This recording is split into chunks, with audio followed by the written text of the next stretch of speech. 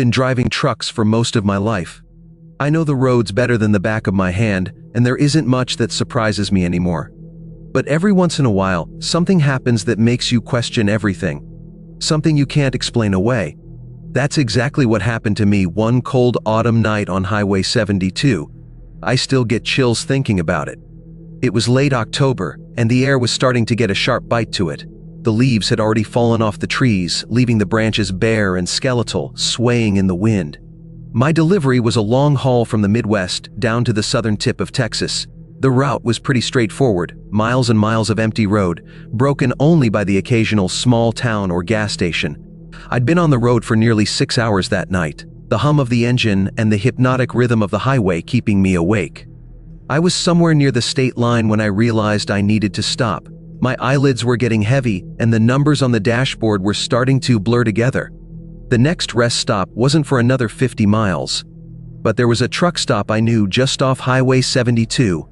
I had been there before, years ago, and it wasn't anything special. Just a small diner with a few parking spaces for big rigs, but it would do the job. I flicked on my turn signal and took the exit, the worn sign creaking as I passed under it. The road leading to the truck stop was narrow and winding, cutting through dense woods that seemed to close in around my truck as I drove. After a few minutes, the truck stop came into view. It looked a little more run down than I remembered. The neon sign that once proudly read Danny's Diner was now flickering, casting an eerie greenish glow over the lot. The building itself was old and tired, with paint peeling from the walls and cracks in the windows. But it was quiet, and that's all I cared about. I pulled into the lot and parked at the far end, away from the diner. There was only one other truck in the lot, a beat-up rig with no company logo. It looked like it had seen better days, much like the diner. I cut the engine and leaned back in my seat, letting out a deep breath. My eyes were burning from staring at the road for so long. I figured I'd grab a coffee, maybe a bite to eat, and then get a few hours of sleep before continuing my trip. I grabbed my wallet and phone, then climbed out of the cab. The cold air hit me immediately, sending a shiver down my spine. The place was eerily quiet, the only sound coming from the wind rustling through the trees. I glanced over at the other truck. There was no sign of the driver, but I didn't think much of it. Maybe he was inside the diner. The bell above the door jingled as I stepped inside. The diner was just as run down as the outside. The floor tiles were cracked, and the booths were worn and faded. There was a single waitress behind the counter, an older woman with tired eyes and a name tag that read Marge. She glanced up at me as I entered, offering a weak smile. "Coffee?" she asked, her voice raspy. "Yeah, thanks," I said, sliding into a booth near the window. From here, I could see my truck, but the other one was blocked by the corner of the building. Marge shuffled over and set a chipped mug in front of me, filling it with coffee that smelled like it had been sitting on the burner for hours. "You the only one here?" I asked, trying to make small talk. She nodded, her gray hair bouncing slightly. "Yep, been quiet all night." I glanced around the diner, noticing for the first time just how empty it felt. There wasn't even any music playing, just the low hum of the fluorescent lights above. "Where's the driver of that other truck?" I asked, nodding toward the parking lot. Marge frowned. "What other truck?" I raised an eyebrow. "The one out in the lot. Looks like it's been parked there a while." She shook her head slowly, looking confused. "Ain't no other truck, hun. You're the only one I've seen tonight." A cold feeling crept up my spine, but I shrugged it off. Maybe she just hadn't noticed it yet. I sipped my coffee and stared out the window, watching the wind blow leaves across the empty lot. About 10 minutes later, I decided I'd had enough. I wasn't going to get any rest in that creepy diner, so I left a few bills on the table and made my way back to the truck. As I stepped outside, I noticed something strange. The other truck was gone. I stopped in my tracks, staring at the empty spot where it had been parked. I hadn't heard an engine start. No lights, no movement. It was just gone. I shook my head, chalking it up to exhaustion. Maybe I'd imagined the whole thing. I climbed back into my truck and locked the doors, pulling my jacket tighter around me as the cold settled in. I set an alarm on my phone for a few hours later and leaned back, closing my eyes. I must have fallen asleep almost immediately, but it wasn't a restful sleep. My dreams were strange, filled with shadows and the sound of metal scraping against metal. I kept hearing something tapping on the window, but every time I looked, there was nothing there. I woke up suddenly, heart pounding in my chest. It took me a few seconds to realize where I was, my surroundings coming back into focus. The inside of the truck was dark, the only light coming from the glowing numbers on the dashboard. I checked my phone. It was just after 3 a.m. I rubbed my eyes and glanced out the window. That's when I saw it. The truck, the same one that had disappeared earlier, was back, parked in the exact same spot, but this time the cab light was on and I could see a figure sitting inside. My breath caught in my throat. I stared at the figure, trying to make out any details, but they were just a silhouette. They didn't move. They just sat there, staring straight ahead. I reached for my phone, my fingers trembling. I wasn't sure what I was planning to do. Call someone, maybe? But as I looked down at my phone, the light from the screen illuminated the inside of my truck, and that's when I heard it. A soft tapping on the passenger side window. I froze. My heart was hammering in my chest, and I didn't dare look over. The tapping came again, more insistent this time. Slowly, I turned my head, my eyes widening in horror. There, pressed against the glass, was a face. Pale, gaunt, with hollow eyes that stared straight into mine. Its mouth was moving, whispering something I couldn't hear. I couldn't move, I couldn't scream. I just sat there, paralyzed with fear. The face disappeared, but the tapping continued, now moving to the driver's side window. I whipped my head around, but there was nothing there. The tapping was coming from all sides now, the sound echoing inside the cab like some kind of horrible symphony. I fumbled with the keys, my hands shaking uncontrollably as I jammed them into the ignition. The engine roared to life, and I slammed my foot on the gas, tearing out of the lot without looking back. I didn't stop until I reached the next town, my hands still trembling as I pulled into a well-lit gas station.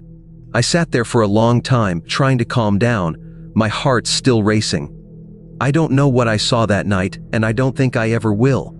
But one thing's for sure, I'll never take that route again. Highway 72 is cursed, and whatever haunts that truck stop, it's still out there, waiting. I was driving down Highway 46, a long, lonely stretch of road cutting through miles of desert. It was late, probably around 2 a.m., and I was pushing through to make a delivery by morning. The air was dry, and the stars were barely visible, swallowed up by the endless black sky.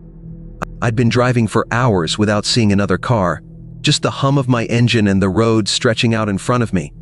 The desert's a quiet place, especially at night, and it's easy to start feeling like you're the only person left in the world. I was just starting to think about pulling over for a quick nap when I saw something up ahead. A figure, standing at the side of the road. As I got closer, I could make out the shape of a man, his arm outstretched, thumb up. A hitchhiker. Now, I don't usually pick up hitchhikers. It's not safe, especially in the middle of nowhere. But something about this guy made me slow down. He looked off. Maybe it was the way he stood so still, like he'd been waiting there for hours. Or maybe it was the fact that he wasn't carrying anything, not even a backpack, just the clothes on his back. Against my better judgment, I pulled over, the screech of my brakes echoing in the stillness. He didn't move at first, just stood there staring at the truck. I leaned over and rolled down the window. "Need a lift?" I called out, trying to keep my voice steady. He finally moved, slowly walking toward the passenger side of the truck. He was tall, lanky, and his clothes were old, like they hadn't been washed in weeks. His face was hidden under the shadow of a wide-brimmed hat, but I could see his eyes, dark, sunken, and unsettling. Where you headed?" I asked as he climbed into the cab. He didn't answer right away, just stared straight ahead, hands resting in his lap. After a moment, he spoke, his voice low and raspy. "Just down the road." I nodded, though his vague answer made me uneasy. I didn't ask any more questions. Instead, I pulled back onto the highway, the tires kicking up dust as we left the side of the road. The silence in the cab was suffocating. I tried to focus on driving, but I couldn't shake the feeling that something was wrong. Every now and then, I'd glance over at the hitchhiker, but he hadn't moved. He just stared ahead, his hands still resting in his lap. His clothes were dusty, and I noticed his shoes were worn down, almost to the point of falling apart. Where had this guy come from? After a few miles, I couldn't take the silence anymore. I cleared my throat, trying to sound casual. "So, what brings you out here this time of night?" He didn't answer right away. When he finally spoke, his voice was barely more than a whisper. "I've been walking for a long time." I nodded, gripping the steering wheel a little tighter. "Yeah, it's a rough stretch of road, not much out here." He turned his head slowly to look at me, and for the first time, I got a good look at his face. His skin was pale, too pale, and there was something wrong with his eyes. They were too dark, almost black, like there was no life behind them. "I need to get home," he said, his voice flat. I swallowed hard, my throat suddenly dry. "Where's home?" He didn't answer. Instead, he turned back to stare out the windshield, his hands tightening into fists in his lap. The air in the cab grew colder, and I felt a chill creep up my spine. Something wasn't right. I wanted to pull over, tell him to get out, but I couldn't bring myself to do it. Instead, I kept driving, my eyes flicking to the clock on the dashboard.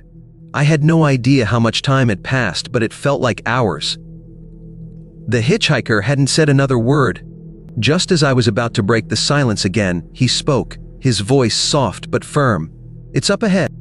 I glanced at him, confused. "What's up ahead?" He pointed toward the road in front of us, his finger trembling slightly. "My stop." I squinted, trying to see what he was pointing at. There was nothing out there, just more desert. No buildings, no houses, not even a gas station.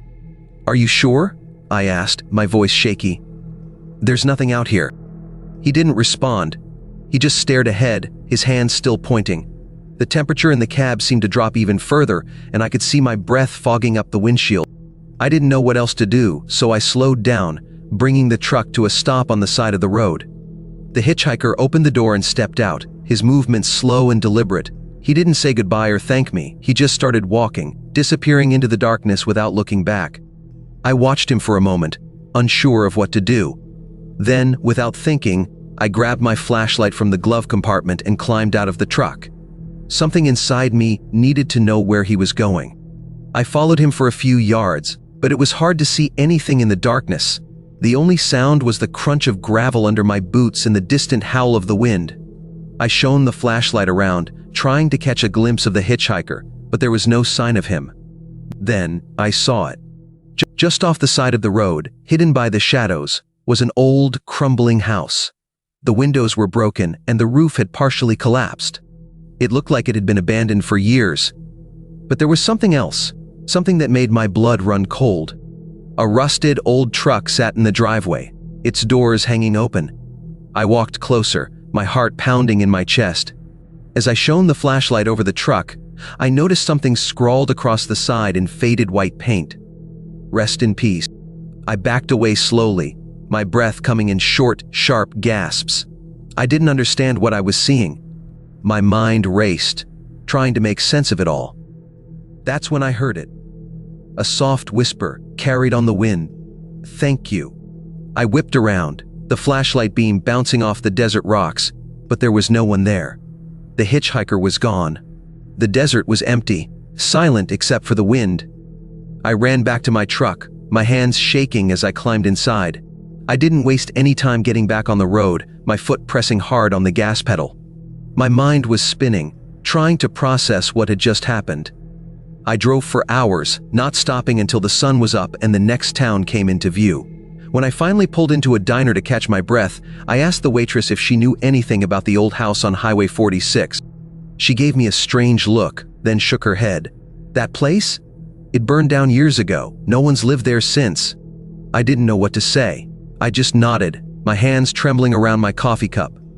I still drive trucks, but I never take Highway 46 anymore, and I never pick up hitchhikers, because some roads are haunted, and some ghosts just want to go home. Driving trucks is a lonely job. That's the way I like it. There's something peaceful about the open road, the endless miles of asphalt stretching out ahead of you. It's just you, the hum of the engine, and the dark horizon. But sometimes the road isn't as empty as it seems. Sometimes things happen out there that you can't explain, things that make you wish you'd never taken that route. It was late November, and I was on a long haul from California to Nevada. The company I was working for had me transporting heavy machinery to a mining site out in the middle of nowhere. I wasn't looking forward to it, but the money was good, and I figured it'd be an easy trip. Just a couple days there and back. I left around noon, planning to drive through the night to make good time. The first few hours were smooth sailing, clear skies, light traffic. But as the sun dipped below the horizon, the landscape started to change. The desert stretched out on either side of the highway, flat and lifeless, with only the occasional cactus breaking the monotony. The sky was a deep, bruised purple, and a few stars had started to appear. I flipped on the radio to keep myself awake, but the stations were all static, typical for the middle of the desert. I resigned myself to the sound of the engine and the faint rumble of the tires on the road. It wasn't long before I noticed the first strange thing. Out in the distance, maybe a mile or two ahead, I saw headlights. They were faint at first, but they grew brighter as I got closer. It looked like another truck, moving slowly down the highway. I hadn't seen any other vehicles for hours, so I was a little surprised to see someone else out here so late. But I didn't think much of it at the time. As I closed the distance, I could see the truck more clearly. It was an old rig, probably from the 1970s or 80s, with a dull, rusted exterior and no company markings. It looked like it had been on the road for decades, but what struck me as odd was how slow it was moving. Barely creeping along, like the driver didn't care about getting anywhere anytime soon. I pulled into the left lane to pass him. As I did, I glanced over at the cab, expecting to see some grizzled old driver behind the wheel. But when I looked, the cab was empty. My heart skipped a beat. I did a double take, sure I must have been seeing things. But no, the cab was completely empty. No driver, no passenger. Just an old, rusted truck rolling down the highway on its own. I floored it, speeding past the truck and putting as much distance between us as I could. My hands were gripping the steering wheel so tight my knuckles were white. I glanced in the rearview mirror, but the truck had disappeared into the darkness behind me. I tried to shake it off. Maybe it was just my eyes playing tricks on me. I'd been driving for hours, and the desert can do weird things to your mind. That's what I told myself anyway. I cranked up the AC, trying to keep myself alert, but the uneasy feeling in my gut wouldn't go away. About an hour later, I saw another set of headlights in the distance. This time, I slowed down as I approached, my nerves already on edge. But as I got closer, I realized it was the same truck. My blood ran cold. There was no way it could be the same truck. I'd left it far behind, miles back. And yet, here it was, creeping along the highway, just like before. The rusted rig, the empty cab, everything was the same. I pulled into the left lane again, intending to pass it as quickly as possible. As I did, I glanced over at the cab once more, and this time I saw something. A figure, a shadow, barely visible in the dim light from the dashboard. It was sitting in the driver's seat, hunched over, motionless. I couldn't make out any details, just a dark silhouette. But I knew it hadn't been there the first time. My heart was pounding in my chest as I sped past, refusing to look back. I didn't care how fast I was going anymore. I just wanted to get as far away from that truck as possible. For the next few miles, I kept checking my mirrors, half expecting to see those headlights behind me again. But the road stayed empty, just me in the desert. I started to calm down a bit, convincing myself that whatever I'd seen was just my tired brain messing with me. Maybe the truck had pulled off the road, or maybe it was just a coincidence. Either way, I wasn't about to stop and find out. But then, a few hours later, it happened again. I was driving through a particularly desolate stretch of highway, no signs of civilization in sight, when I saw the headlights. The same faint glow in the distance, growing brighter as I approached. I didn't want to believe it, but I knew. It was the same truck. The rusted rig, the empty cab, or whatever was in that cab. This time, I didn't slow down. I kept my foot on the gas and barreled past it without even glancing over. I didn't want to see whatever was in that truck. I didn't want to know. As I passed, my radio crackled to life, a burst of static, followed by a low, garbled voice. I couldn't make out what it was saying, but it sent a chill down my spine. I reached for the volume knob, but before I could turn it off, the voice came through, clear as day. Turn back. I yanked the cord out of the radio, the cab falling into dead silence. My heart was racing, and I could feel the sweat trickling down my neck despite the cold night air. I didn't dare look in the mirrors. I didn't want to see those headlights again. I drove for hours, my nerves on edge the whole time. Every shadow, every flicker of light had me jumping in my seat. But the truck didn't appear again. The radio stayed silent, and the highway stretched out ahead of me, empty and dark. I finally reached the mining site just after sunrise. The foreman greeted me with a nod, and I backed the rig into position, my hands still trembling. As I climbed out of the cab, I asked him if he knew anything about the stretch of road I'd just come from.